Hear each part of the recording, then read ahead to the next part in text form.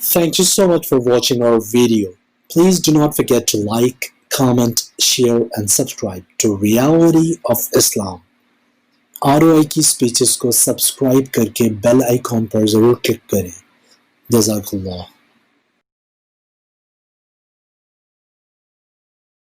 نحمده ونصلي على رسوله الكريم. أما بعد فأعوذ بالله من الشيطان الرجيم. بسم الله الرحمن الرحيم. وعن أنس رضي الله عنه قال قدم رسول الله صلى الله عليه وسلم المدينة ولهم يومان يلعبون فيهما فقال ما هذان اليومان؟ قالوا كنا نلعب فيهما في الجاهلية. فقال رسول الله صلى الله عليه وسلم إن الله قد أبدلكم بهما خيرا منهما يوم الأضحى ويوم الفطر.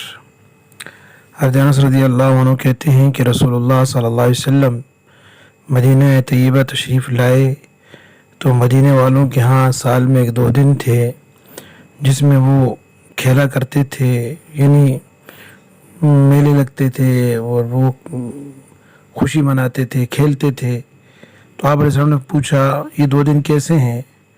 تو انہوں نے عرض کیا کہ ہم جاہلیت کے زمانے سے یہ دن منا رہے ہیں، ان میں ہم کھیل کود کرتے ہیں. تو آپ علیہ السلام نے فرمایا اللہ تعالیٰ نے اس کے بدلے میں تمہیں 2 بہتر دن دے دیے ہیں، ایک عید الاضحیٰ کا دن اور دوسرا عید الفطر کا دن. یہ ابو داؤد شریف کی روایت ہے اور صحیح السند ہے. علماء نے اس کو صحیح حدیث کہا ہے.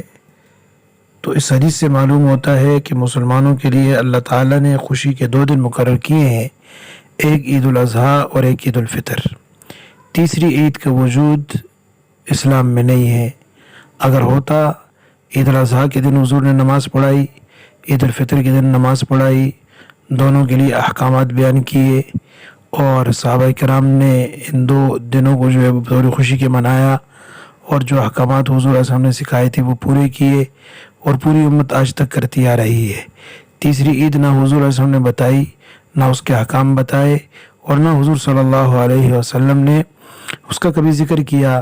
حضور اکرم صلی اللہ علیہ وسلم کا دنیا میں آنا یہ بہت بڑی خوشی کا باعث ہے، اس میں شک نہیں ہے، اور حضور علیہ وسلم کا دنیا سے جانا یہ بہت بڑا حادثہ ہے، اس میں بھی شک نہیں ہے. اور ان 2 دنوں کو اللہ تعالیٰ نے دونوں کو ربیع الاول میں رکھا اس لیے کہ مسلمان اعتدال میں رہیں. اگر خوشی کا خیال آئے تو حادثے کی طرف نظر جائے اور ماتم کا خیال آئے تو خوشی کی طرف ذہن چلا جائے.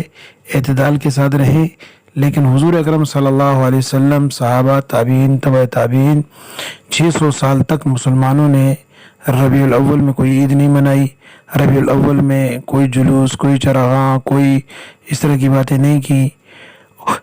6 صدی ہجری میں 630 ہجری کے اندر موصل کے علاقہ اربل میں ایک مظفر الدین کوکری نامی ایک بادشاہ تھا، عیاش قسم کا بادشاہ تھا.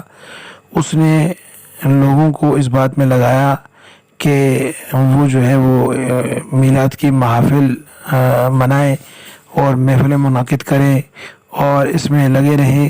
تو یہ ایک عیاش بادشاہ تھا، اس نے سب سے پہلے یہ کام شروع کیا. اور یہ علامہ ذہبی نے جو ہے وہ دول الاسلام جلد 2 میں یہ بات ذکر کی ہے اور انہوں نے یہ بھی لکھا ہے کہ سالانہ 6 لاکھ درہم وہ اس پہ خرچ کیا کرتا تھا. اور حافظ ابن حجر رحمہ اللہ نے لسان المیزان میں لکھا ہے کہ اس مظفر الدین نے عید میلاد کے لیے، میلاد کے محافل کے لیے جس آدمی کو دلائل جمع کرنے کا کہا اس کا نام ابو الخطاب عمرو بن دحیہ تھا. اور حافظ ابن حجر کہتے ہیں کہ یہ بڑا بد زبان انسان تھا، ائمہ سلف کو برا بھلا کہتا تھا اور بد اخلاق انسان تھا، بد زبان تھا اور سلف پر تان کیا کرتا تھا، گالیاں دیا کرتا تھا. ایسے شخص کو اس نے مقرر کیا کہ وہ ادھر ادھر کے دلائل جمع کرے اور پھر یہ محفلیں منعقد ہونا شروع ہوئیں اور ان میں ترقی دن بدن ہو رہی ہے اور طرح طرح کی خرافات اس میں شامل ہو رہی ہیں. اس میں شک نہیں کہ حضور اکرم صلی اللہ علیہ وسلم کی جو ہے نا وہ آپ کی ولادت کا ذکر کرنا یا آپ صلی اللہ علیہ وسلم کی زندگی کو بیان کرنا، آپ کے اسوہ کو بیان کرنا، یہ کسی موسم، کسی مہینہ، کسی دن کا محتاج نہیں. مسلمان تو ہر حال میں حضور علیہ السلام سے محبت کرتا ہے، حضور کے تذکرے کو اپنے ایمان کے لیے، ایمان کے بڑھنے کا سبب جانتا ہے اور ایمان کی تکمیل کے لیے ضروری سمجھتا ہے. لیکن اس کے لیے یہ خرافات، یہ بدعات جو آج ہم نے ایجاد کر لی، یہ سلف میں نہ تھی. حضور علیہ السلام نے نہیں کیا، صحابہ نے نہیں کیا، تابعین، تبع تابعین، اور بعد کے زمانوں میں 600 سال تک اس کا کوئی وجود نہ تھا. حضور اکرم صلی اللہ علیہ وسلم کون سی تاریخ کو پیدا ہوئے، یہ اس میں تو روایت ہی مختلف ہیں.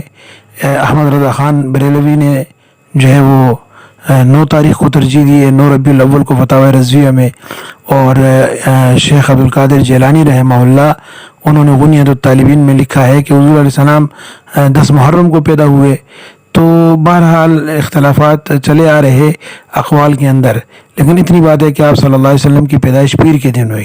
پیر کے دن، جمعرات کے دن آپ صلی اللہ علیہ وسلم روزہ رکھا کرتے تھے. روزہ رکھنے کا آپ نے حکم دیا ہے، تو بہرحال روزہ رکھنا تو اچھا ہے. اور حضور اکرم صلی اللہ علیہ وسلم کے اتباع میں اس دن روزہ رکھنا، حضور اکرم صلی اللہ علیہ وسلم کی سیرت کو بیان کرنا، اپنانا پوری زندگی کے لیے، یہ اصل کام ہے جو کرنے چاہیے. اور جو حضور صلی اللہ علیہ وسلم سے ثابت نہیں وہ کرنا یہ ظاہر بات ہے کہ حضور صلی اللہ علیہ وسلم کی خوشی کا باعث نہیں ہو سکتا. اللہ رب العزت نے فرمایا الیوم اکملت لکم دینکم واتممت علیکم نعمتی ورضیت لکم الاسلام دینا. حضور کی زندگی میں یہ آیت نازل ہوئی، دین مکمل ہو گیا، اب اس میں مزید گنجائش نہیں ہے کسی چیز کو داخل کرنے کی.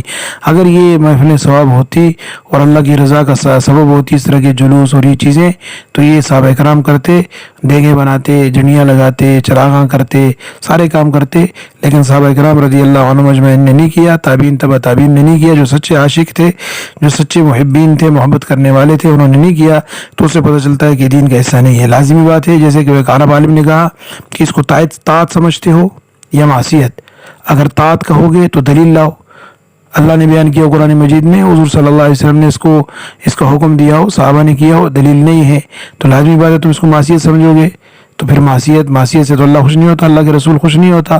تو بہرحال اس کو یہ ہے بدعت، اس کو بدعت کی تقسیم حسنہ ہے جی، فلانا جی، اس طرح یہ کوئی اس کی حقیقت نہیں ہے. بدعت ہے، کل بدعت ضلالہ، ہر بدعت گمراہی ہے، ہر گمراہی جہنم کی طرف لے جانے والی ہے.